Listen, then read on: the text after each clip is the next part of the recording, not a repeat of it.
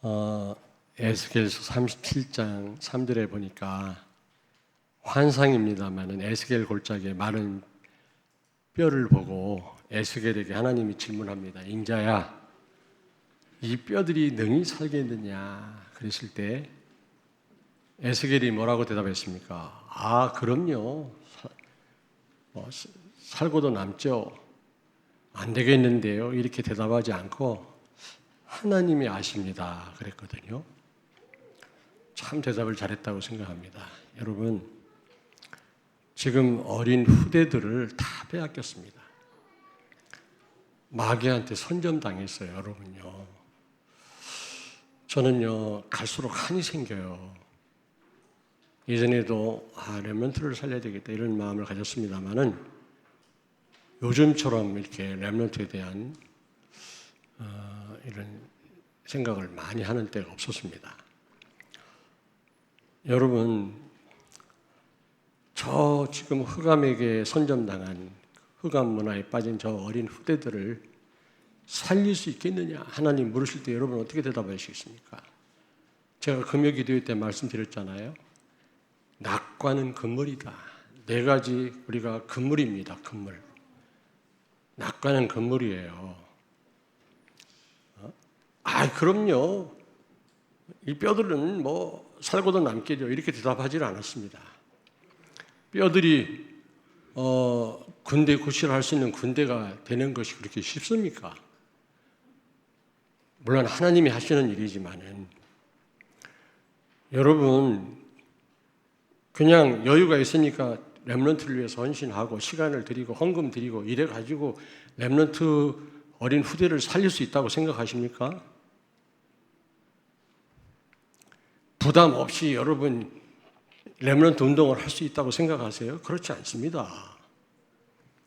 낙과는 금물이에요. 물론 낙심도 금물입니다. 안 되겠는데요? 그것도 아닙니다. 하나님이 하실 수 있습니다. 하나님의 능력으로 성령의 역사로 못할 일이 뭐가 있겠습니까? 그러나 그렇게 쉽게 되는 일은 아닙니다. 여러분이 기도하셔야 됩니다.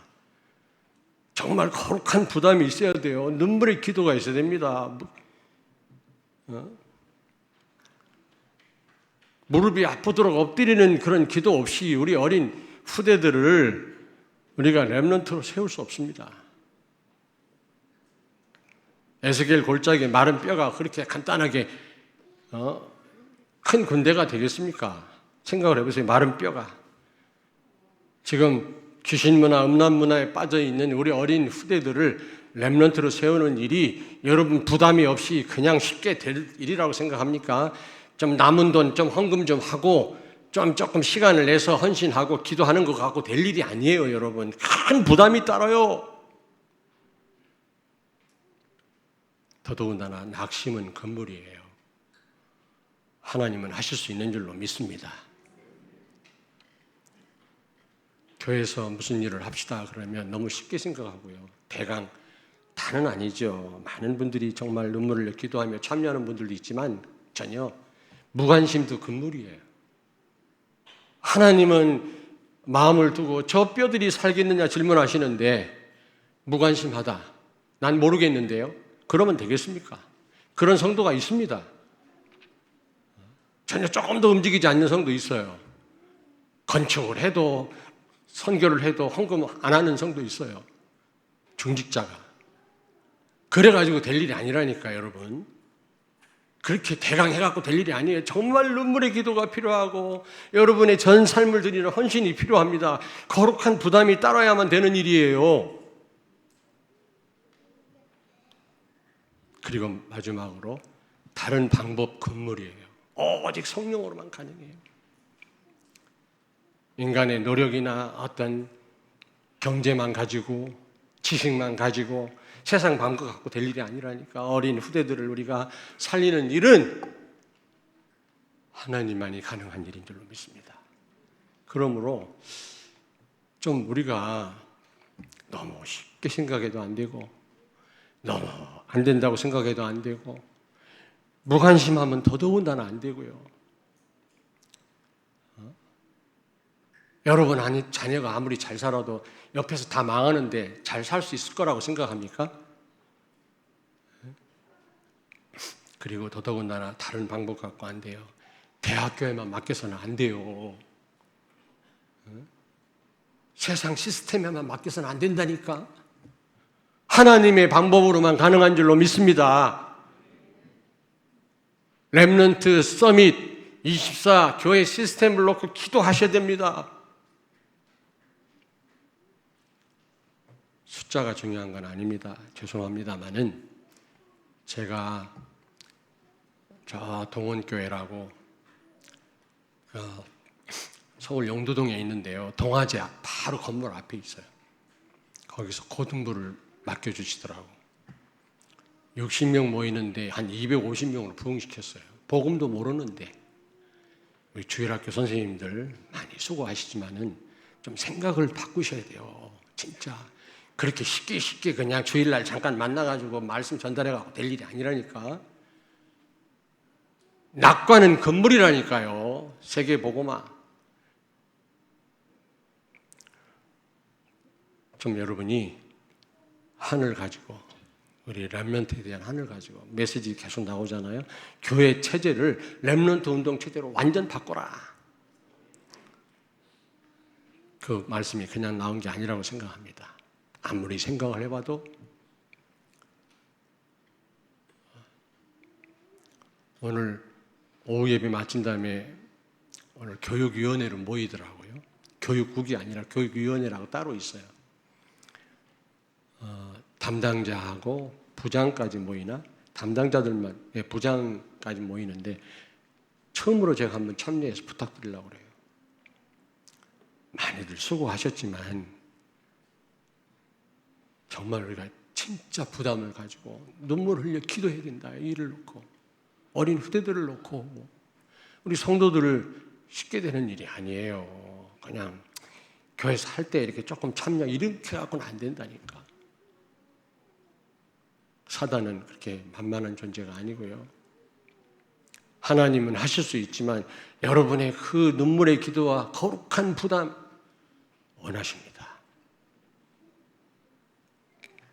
오늘 말씀 보겠습니다. 이 다니엘은 7 렘넌트 중에 한 사람인데요. 여러분들도 렘넌트고 어린 후대들이 렘넌트 중에 렘넌트인데 다니엘과 같은 그런 응답을 받기를 바라고, 또 하나는 다니엘과 같은 렘넌트를 세워야 되는데 이를 놓고 좀 기도해 주시길 바랍니다. 다니엘은요, 과거, 현재, 미래를 보았습니다. 여러분, 과거, 현재, 미래를 보아야만 현재를 가장 큰 축복으로 바꿀 수가 있어요. 최고의 축복으로. 그렇지 않겠어요? 그리고 과거, 현재, 미래를 제대로 봐야만 리더가 될 수 있어요. 리더. 아무나 리더가 되는 게 아니에요. 세상에서 선견지명이라고 그러는데 여러분, 많은 어린 후대들이, 성도들이요, 과거 상처에 묶여가지고요, 아무것도 못해요.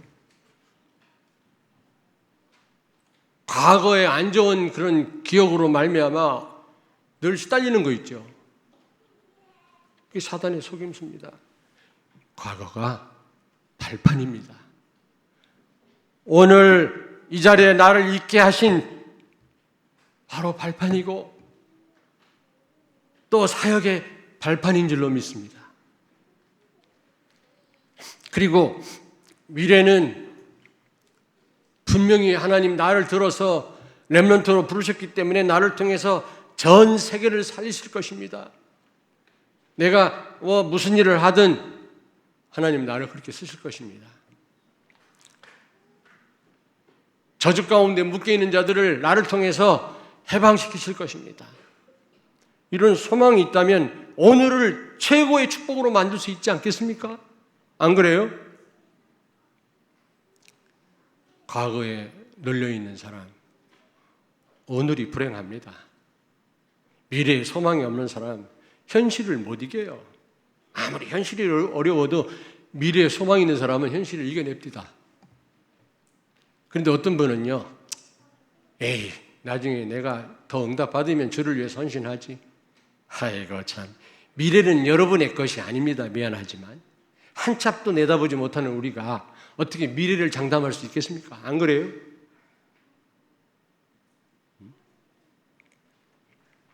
아까도 제가 비유를 들었습니다만 우리 김철환 집사님, 안수 집사님이 우리 이지영 권사님한테 네 사진 보니까 당신 학생 때 예뻤네. 이게 칭찬입니까? 욕입니까? 칭찬이 아니라 이게 학생 때도 예뻤지만 지금은 더 아름다워. 나이는 먹었지만 더 아름다워. 당신 사랑해. 이래야지. 처녀 때 예뻤네. 그럼 지금 안 예쁘다는 얘기 아니야. 사랑은 현재적이에요. 하나님을 사랑하면 지금 헌신하셔야지. 지금. 내일 다음에 다 부질없는 말입니다. 그게. 내일은 내 시간이 아니라니까. 지금이라는 이 시간을 최고의 축복으로 바꾸기를 바랍니다. 그러려면 과거가 발판이 되고 미래에 내다볼 수 있어야 되거든요. 다니엘이 그랬다니까. 뜻을 정했단 말은 무슨 말입니까? 과거를 안단 말이거든요. 왕들에게 답을 주었어요. 꿈을 꾸는 왕들에게. 그래가지고 제일 높은 총리 자리에 있었습니다. 총리가 3명 있었는데 그것도 나라가 3번 바뀌었어요. 네? 바벨로니아, 그리고 메데, 그리고요 페르시아, 메데, 파사 3번 바뀌었는데 이 나라가 3번 바뀌는 동안 제일 높은 총리 자리에 계속 있었다니까. 왕이 한 번 바뀌어도 나라가 한 번 무너져도 왕창 다 바뀌는데 말이지. 어떻게 이럴 수가 있었을까 말이야. 과거, 현재, 미래를 보는 렘넌트가 되길 바랍니다. 가능해요.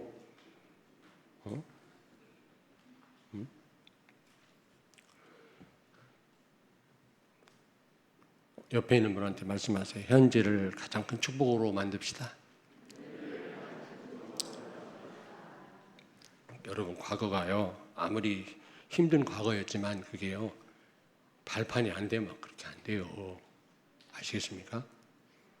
자, 그렇다면 렘넌트 다니엘은 어떤 사람이었냐? 첫째로 바벨론의 포로가 되었습니다. 그렇습니다, 여러분. 렘넌트는, 우리 성도는 어떤 환경과 조건 가운데서도 상관없이 복음을 누릴 수 있어야 돼요. 아멘. 자꾸 우리 어린 후대들이 엄마 탓하고 아빠 탓하고 가정 탓하는데요, 성도들이 환경 탓하는데요, 다니엘은요 포로 가운데, 여기 보니까 엄마 아빠 얘기 안 나오는 거 보니까 아마 완전 이산 가족 됐던 것 같아요. 그런 다니엘이 늘 하나님과 안테나를 세우고 소통했다니까. 여러분, 그래야 됩니다. 우리는요. 아니, 환경 탓하는 분들 보니까, 아니 그럼 아담과 하와는요 최고의 조건이 갖춰져 있는 그 에덴 동산에서 실패했잖아요. 예수님은 그 광야에서 최고로 열악한 환경에서도 승리했잖아요. 사단과 영적 싸움에. 환경 탓하지 마십시오. 창세기 39장 2절을 보니까 노예 생활하던 이 요셉은 하나님과 함께 하시면 형통케 됐다는 거예요. 문제가 안 됐어요. 그 어떤 것도. 시편 23편 1절에 보니까 여호와는 나의 목자신, 내게 부족함이 없다. 가장 열악한 상황에서 부족함이 없다는 겁니다. 다니엘이 그랬어요.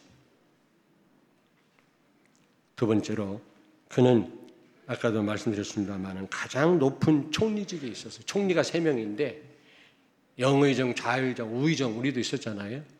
영의정 자리에 있었단 말이죠. 서밋의 응답을 받은 겁니다. 서밋의 응답. 제가 말씀드렸죠. 꼭 우리가 세상적으로 성공해야만 복음 전하냐? 그건 아닙니다만은 다 3%, 상위 3%에 들어갈 수는 없죠. 최선을 다해서 도전을 해야 되겠습니다만은 결과에 상관없이 나를 통해서 그리스도가 증거되는 거, 이게 바로 그리스도로 행복한 거, 이게 바로 기능 서밋이에요. 자꾸 우리 렘넌트들이 어릴 때 생각했던 대로 안 되니까 좌절하고 신앙생활 중단하고 자꾸 멀리 하더라고. 그렇게 하면 안 됩니다. 전부 머리가 되면 어떡하라고요? 꼬리가 있어야 방향을 잡지. 기도시키면 어른들이요, 주여 우리 교회 주일학교 아이들은 전부 머리가 되게 해주시고 꼬리가 안 되게 해주시옵소서 이러더라고. 다 어떻게 머리가 돼요? 꼬리가 있어야 방향을 잡지. 방향은 꼬리가 잡는 건데. 꼬리가 되든 머리가 되든 그리스도가 나타나고 그리스도로 행복하다면 그게 기능 서밋이에요. 그렇다고 꼬리만 다 되라 그 말이 아니에요. 최선을 다해서 도전해야 됩니다. 우리가 욕심을 가지고 우리 후대를 도와야 돼요. 그러나 결과에 상관없는 후대가 돼야 돼요. 이 다니엘은요, 제일 높은 총리직에 있었다니까. 아마 이런 인물들이 많이 나올 줄로 믿습니다. 그리고 3명의 왕 밑에서 총리직에 있었어요. 여러분, 어떻게 나라가 3번 바뀌었다니까? 나라가 바벨로니아가 무너지고 메데란 나라가 세워지고 그게 무너지고 페르시아란 나라가 세워졌는데, 나라가 무너졌는데도 이 자리에 계속 있어서 이건 놀라운 일 아니겠어요? 한번 생각해 보세요. 그 말은 다니엘이 훌륭해서도 아니고 왕들이 인정해서도 아니라 하나님이 그렇게 지속해서 사용하셨다 그 말이에요. 여러분이 하나님 앞에 지속해서 쓰임받기를 바랍니다. 우리 렘넌트가 지속해서 한평생 쓰임받아야지 조금 쓰다가 버림받는 그런 인물이 돼서는 안 되잖아요. 그런 성도가 있어요. 잘 나가다가 또 곁길로 가는. 처음에는 막 이렇게 하다가 또 누구 말 듣고 막 흔들리고 이래가지고는 지속해서 쓰임받을 수가 없어요. 누가 뭐라고 하든 말든 하나님 앞에서 초지일관, 물론 하나님이 은혜 주셔야만 가능하겠죠. 대단하다. 나라가 3번 바뀌었는데도 어떻게 이런 자리에서 중요한 일을 할 수 있었을까? 하나님이 하셨구나. 하나님께 지속해서 쓰임받는 여러분 되길 바랍니다. 다음 주에 이제 우리 임직자를 위한 투표가 있거든요. 장로, 안수집사, 권사. 이게 얼마나 여러분 영광스러운 일인지 아십니까? 근데 그런 중요한 직분을 받아도 의미를 모르고요. 어제 메시지 나왔습니다. 수시무시 기도라는 것은 그때그때 의미를 찾는 거다. 이 사람 왜 만나지 지금 내가? 내가 지금 이 일을 왜 하고 있지? 내가 지금 이 자리에 왜 있지? 의미를 알아야 응답받을 거 아니에요. 내가 왜 있는지, 이 사람 왜 만나는지 다 놓치는 거예요. 어제 핵심 메시지 나왔어.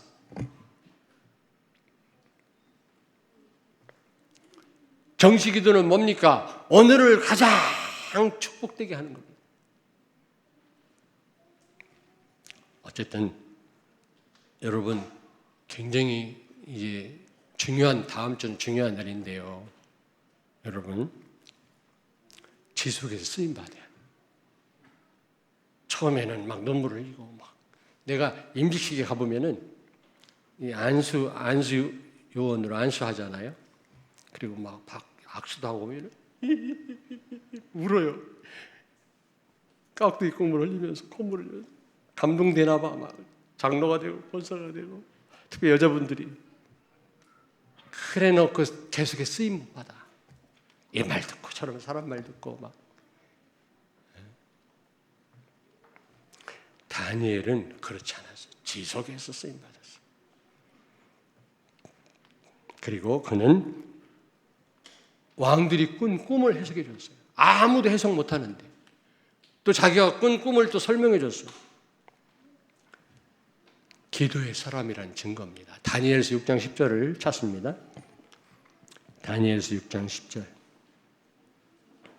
다니엘이 이 조서에 왕의 도장이 찍힌 것을 알고도 자기 집에 돌아가서는 윗방에 올라가 예루살렘으로 향한 창문을 열고 전에 하던 대로 하루 3번씩 무릎을 꿇고 기도하며 그의 하나님께 감사하였더라. 아멘. 아멘. 여러분들은 전에 하던 대로 하지 마시고 제발 감사하며 하루에 3번씩. 그 총리가 얼마나 바쁘겠습니까? 이방 나라에서. 내가 아까 물어봤어요. 한 번만 더 물어볼게요. 우리 김용성 교사님, 사모님께 하루에 전화 몇 번 해요? 근데 본인은 뭐 대답하려고 하는 뒤에 사모님이 전혀 안 한대. 그 말은 생각 안 한단 말이거든. 전화 한 번 하려면 생각을 좀 해야 돼요. 사모 생각을. 3번 하려면요, 계속 생각해야 돼요. 그럼 나는 어떻게 하고 있냐? 말 안 할래요. 하루 3번 그 바쁜 총리가 시간을 정해놓고 원수들이 보는 앞에서 기도했다. 하나님을 24시 생각합니다. 그러니 하나님이 꿈을 해석할 수 있는, 아무도 해석 못하는 꿈을 해석할 수 있는 지혜를 주신 거예요. 예레미야 33장 1절부터 4절 찾습니다. 1절부터 3절까지만 읽으세요. 예레미야가 아직 시위대 뜰에 갇혀 있을 때 여호와의 말씀이 그에게 2번째로 임하니라. 이르시되 이를 행하시는 여호와, 그것을 만들며 성취하시는 여호와, 그의 이름을 여호와라 하는 이가 이와 같이 이르시도다. 너는 내게 부르짖으라.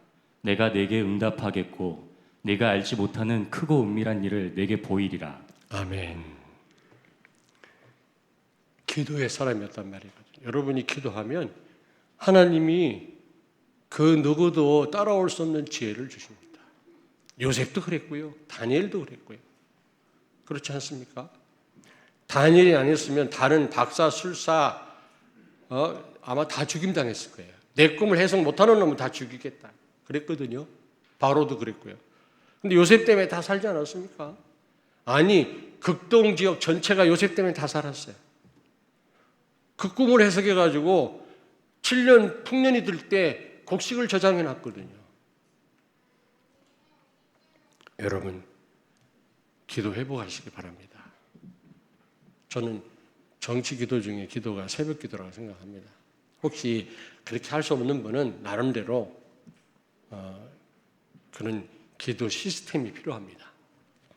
자, 그러면 큰 2번째로 다니엘을 하나님이 특별하게 쓰신 이유가 어디 있느냐? 첫째로 그는 포로된 이유를 알았어요. 그 말은 과거를 알았단 말이에요. 우리 이 백성이 뭐 때문에 이렇게 이산 가족이 돼서 이 바벨론 땅까지 이국 만리되는 이곳에 포로로 왔을까? 정확하게 알았던 겁니다. 그 과거가 발판이 된 것, 뜻을 정했단 말은 발판 삼았단 말이거든요. 여러분, 왜 하나님 백성, 이 남쪽 유다 백성이 바벨론에 포로로 왔습니까? 왜요? 복음을 놓친 겁니다. 성전 제사는 여러분 계속 피 뿌리고 성전에 나아가면서 오실 메시아를 바라보도록 하기 위해서 하나님이 허락하신 제도거든요. 그런데 나중에 그리스도를 오실 메시아를 바라보기는커녕 그 의식 자체에 그들이 집착한 거 있죠. 하나 의식으로 끝난 거예요. 여러분, 예배 의식으로 끝나면 안 돼요. 그냥 왔다가 오늘 와서 예배 드리고 가고 오고 이래서는 안 된다니까. 정말 예배를 통해서 예수 그리스도 복음을 더 깊이 깨닫고 그리스도를 높이고 나를 내려놓고 정말 그리스도를 위한 헌신을 다짐하고 뭔가 그러고 우리가 예배를 드려야지. 예배 자체 의식으로 끝나면 안 된단 말입니다. 이스라엘이 그랬다니. 그러니까 전부 우상 숭배 다 빠지고요. 복음을 놓치면 그렇게 돼요. 그리고 어떻게 됩니까? 그러면 반드시 따라오는 게 죄거든요. 범죄거든요. 범죄. 그러면 하나님은 심판할 수밖에 없죠. 징계하신 겁니다. 그래서 바벨론 군대 남쪽 유다를 공격해 올 때 제라 앞에서는 장군이 누군지 아십니까? 하나님이셨다. 기억해야 돼요. 저는 그렇게 생각합니다. 맨 앞에 총사령관이 하나님이세요. 바벨론 군대를 끌고 와서 성전을 다 파괴시켜 버렸어요. 성전 제사를 왜 허락했느냐? 참 성전이신 오실 메시아를 바라보라고. 근데 메시아를 안 바라보고 성전 자체에 집착하고 말이지. 제사 드리는 거로 만족한 거 있죠? 복음을 놓쳐버리고. 오늘 한국교회가 다 그래요. 예배만 드리지 그리스도 모릅니다.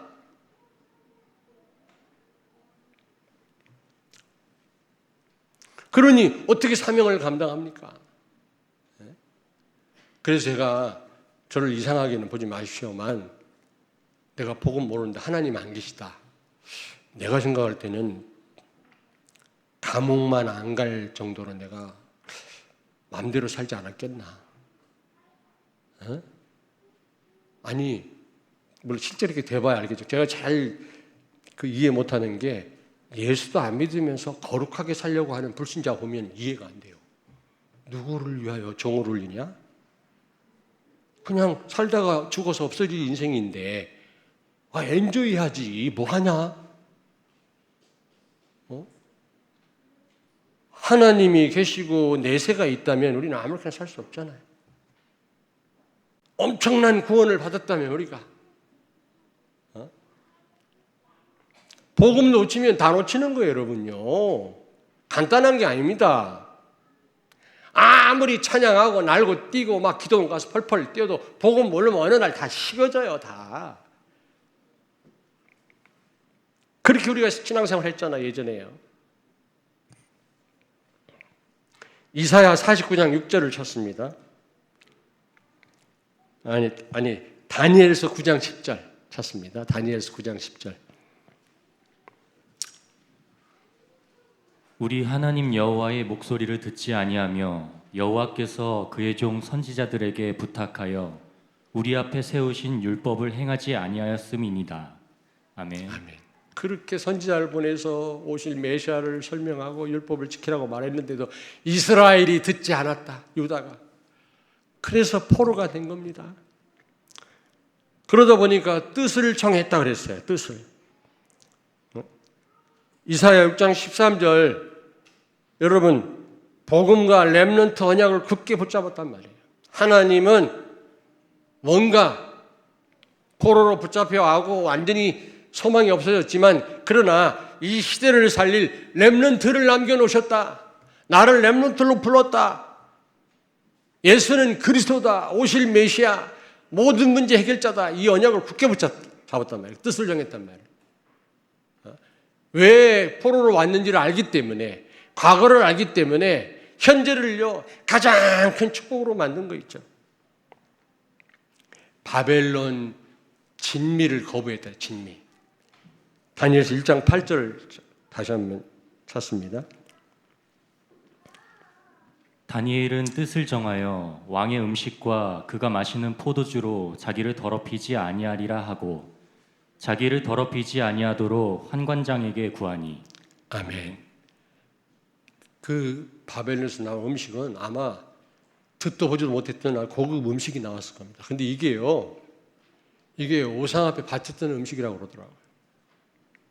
저는 절간에 가서 음식 여러 번 먹어봤습니다. 예수님이 다 끝냈는데 지금 못 먹을 것도 없는데 그걸 또 역사 사명을 띠고 먹으려고 할 필요는 없잖아요. 예? 어떤 분 절간에 대놓고 음식 만들어서 갖다 먹는 분이 있다는데 그럴 필요는 없지 않습니까? 다니엘이 음식 자체의 문제보다는 우상을 배격한 겁니다. 오직 예수였던 겁니다. 까짓 그 음식 좀 먹는다고 그게 뭐가 되겠습니까마는 바벨론의 진미를 거부했다. 그 말은 오직 예수였단 말이에요. 그 음식 먹은 사람보다 더 아름다웠다 그랬어요. 환관장이 놀랬다 그러죠.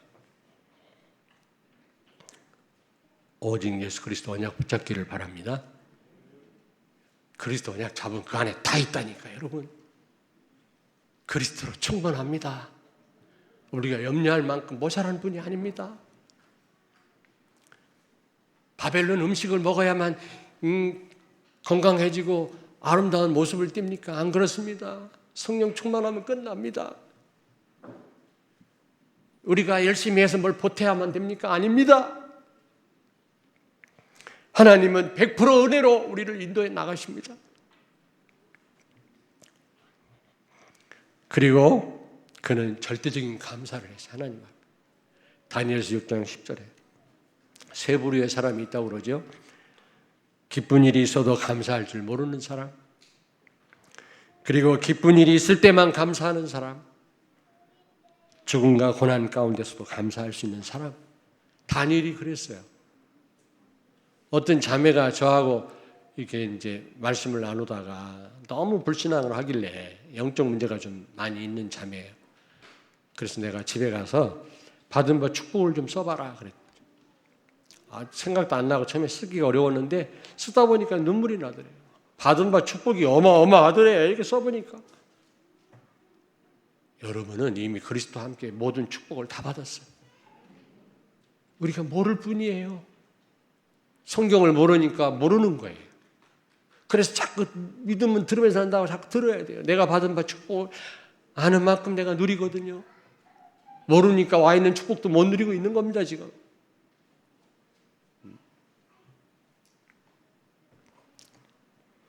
절대적인 그런 감사가 여러분에게 있기를 바랍니다. 그렇다면 큰 세 번째로 렘넌트 다니엘의 사역입니다. 그는 어떤 일을 했습니까? 첫째로 하나님의 나라는 영원하다. 그는 그걸 증거한 거 있죠. 그 왕들의 꿈을 해석하면서 자기 꿈을 가지고 하나님 나라, 이 바벨로니아도 무너질 것이고 강대국도 무너지지만 하나님의 나라는 영원할 겁니다. 예수님이 하나님 나라 일에 대해 40일 동안 설명했듯이 하나님 나라는 영원하다는 한 것을 설명한 거 있죠. 다니엘서 2장 44절을 찾습니다. 다니엘서 2장 44절. 이 여러 왕들의 시대에 하늘의 하나님이 한 나라를 세우리니 이것은 영원히 망하지도 아니할 것이요 그 국권이 다른 백성에게로 돌아가지도 아니할 것이요 도리어 이 모든 나라를 쳐서 멸망시키고 영원히 설 것이라. 아멘. 네. 여러분 이 나라의 백성인 줄로 믿습니다. 하나님의 나라, 하나님의 나라. 우리가 백성이잖아요. 지금도 하나님이 우리를 통치하고 계시잖아요. 사단이 결박되고 쫓겨나고 천사가 동원되고 성령이 역사하시잖아요. 여러분이 눈을 떠서 보셔야만 됩니다. 기도할 때 어떻게 기도하십니까? 천사가 오르락 내리락 하는 것을 야곱이 보았듯이 여러분이 보셔야 돼요. 물론 너무 피곤하고 늦게 자는 날 깜빡깜빡 졸 때도 있긴 있습니다만은 그냥 기도하시면 안 됩니다.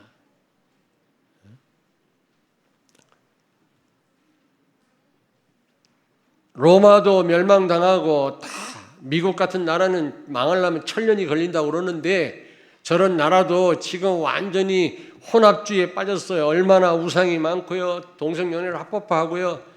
큰 소리 치는데 언제 멸망당할지 몰라요. 두 번째로 그는 왕들과 바벨론 백성들에게, 메대 백성들에게 하나님 살아계심을 증거했습니다. 다니엘서 3장 29절에 보니까 느부갓네살 꿈을 해석해 주니까 느부갓네살이 네가 섬긴 하나님이 최고구나. 모두가 다 하나님 앞에 영광을 돌려라 이랬고요. 다니엘서 4장 37절에 보니까 벨사살 왕이라고,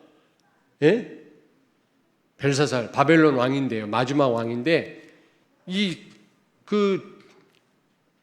예루살렘을 함락할 때 가져온 제사할 때 쓰는 그릇 있잖아요.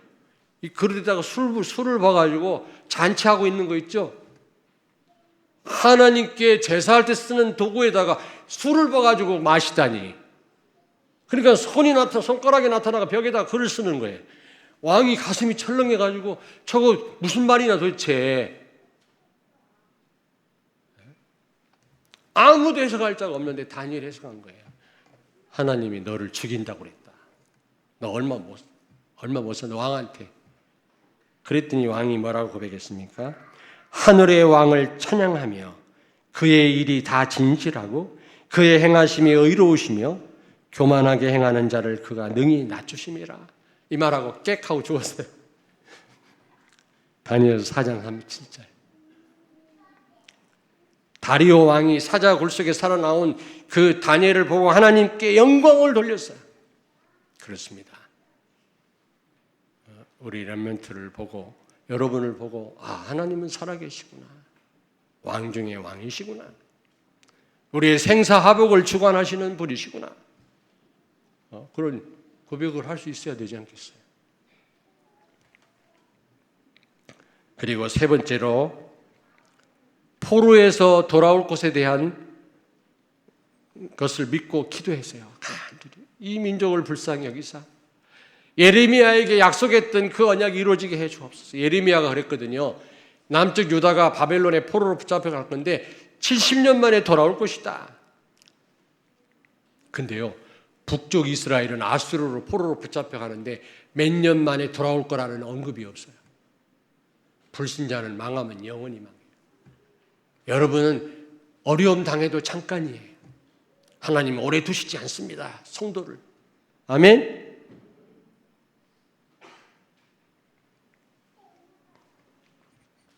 근데 다니엘서 9장 2절 찾습니다.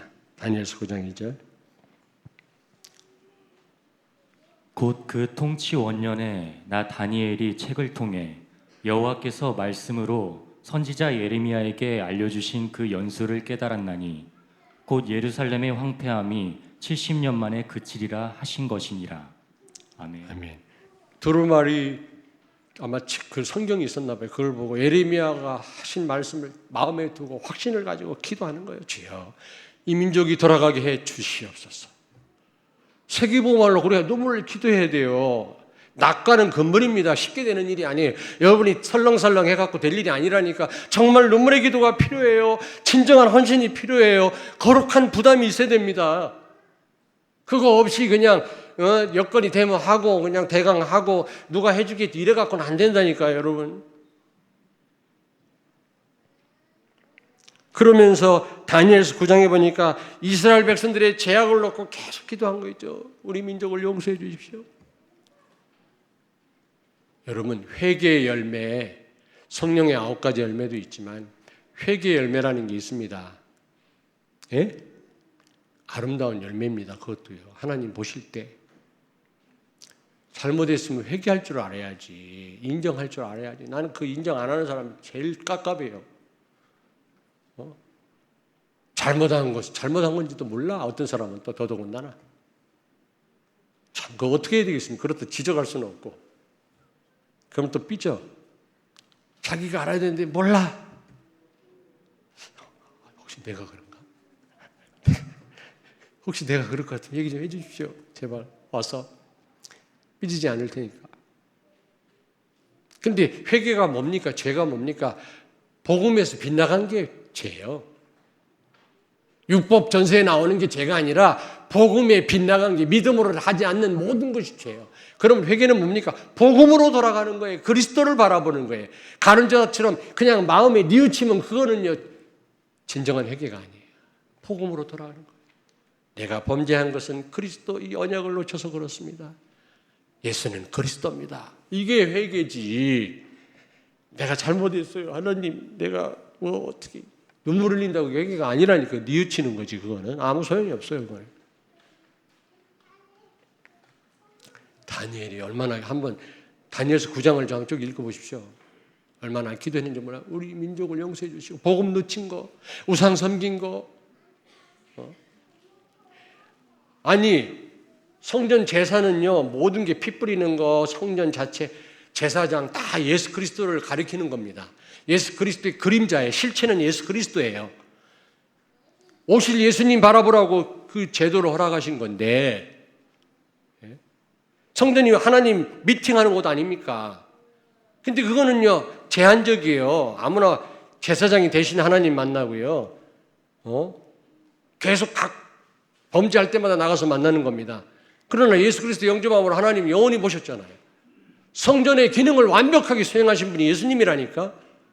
예수님 바라봐야 되는데 예수님 안 바라보고 제사 피 뿌리고만 오면 오늘 잘했다. 성전에 나갈 때 비싼 재물 가지고 나가서 그래갖고 하나님이 그냥 성전을 박살내버리셨어요. 성전의 실체를 놓쳐버렸으니까 복음 없는 교회를 다 문 닫아버리는 거예요. 다 그리스도 모르는 교회 다 필요 없어요, 여러분요. 그래서 유럽 교회 다 문 닫았어요. 미국 교회 텅텅 비었어요. 그래가지고 바벨론 땅에 끌려오니까 성전이 없잖아. 이국 말리에 있잖아요. 성전을 그리워합니다. 아유, 예루살렘 성전, 다윗 성전 다 파괴됐지만 그발 강가에 앉아서, 거기는 그발 강이거든. 요단강이 아니라 바벨론은 큰 강이죠. 강가에 앉아서 막 그 시온을 바라보고, 그 노래가 있더만, 그게 팝송이 있어요. 그런데 그런 팝송도 있더라니까. 출애굽에 관한 팝송도 있고, 페푼의 노래 있어요. 엑소더스라는 그것도 제가 자주 듣는데, 그리고 있더라고. 제가 못하니까 말을 못하겠는데, 어쨌든 처음에는 막 포로로 붙잡혀간 그 이스라엘 유다 백성들이 막 예루살렘 성전을 그리워하다가 나중에는 도저히 갈 수 없으니까 오실 메시아를 바라보는 거예요. 그리스도. 그게 하나님 원하시는 거예요. 여러분 알겠습니까? 예배도 중요하지만 예배의 핵심이 뭡니까? 그리스도를 바라보는 겁니다. 예수 그리스도를 바라보는 겁니다. 다시 한번 그리스도 언약을 붙잡는 것입니다. 그래 말이야, 내가 일주일 동안 그리스도 언약 놓쳤구나 말이야. 이번 한 주간 동안 내가 그리스도 언약 붙잡고 살아야지. 죽으면 죽었지 내가. 굶으면 굶었지 내가. 예수는 그리스도 모든 문제 해결자야. 언약 붙잡는 날이 오늘인데 말이지.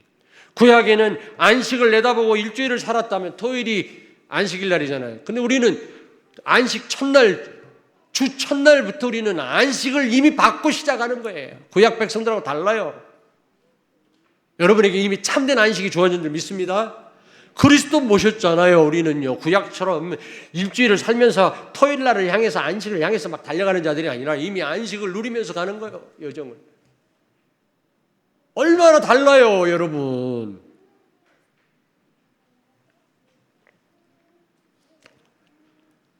자, 결론입니다. 다니엘이 어떻게 해서 이런 응답을 받았을까? 비밀이 있습니다. 특별하게 특별한 이유가 있는 게 아니라 다니엘서 6장 10절이에요. 그는 예루살렘 향해서 창문을 열어놓고 전에 하던 대로 하루 3번씩 기도했다. 여러분, 복음으로 행복한 정치기도 우리에게 회복되기를 바랍니다. 3번은 못한다 할지라도 1번이라도, 아니 2번이라도 우리가 이 정식기도로 행복하다면 하나님은 이런 응답을 우리에게 주실 것입니다. 그러면서 그는요, 죽을 줄 알면서도 지금 원수들한테 그는 감사하며 기도해야 돼. 절대적인 감사야. 절대적인 감사.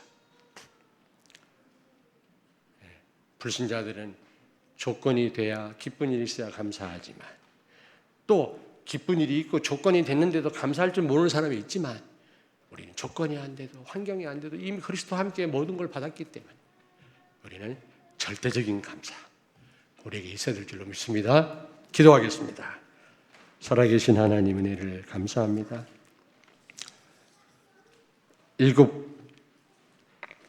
렘넌트였던 다니엘처럼 우리 사랑하는 성도들과 렘넌트들이 8번째 렘넌트로 다니엘과 같은 응답을 받게 하시고 이 시대를 살리게 해 주시옵소서. 이 불신 세상, 흑암 가운데 가득해서 신음하는 이 세상 사람들을 치유하고 정말 인도하는 그런 리더들이 되게 해 주옵소서. 예수님 거룩하신 이름으로 기도하옵나이다. 아멘.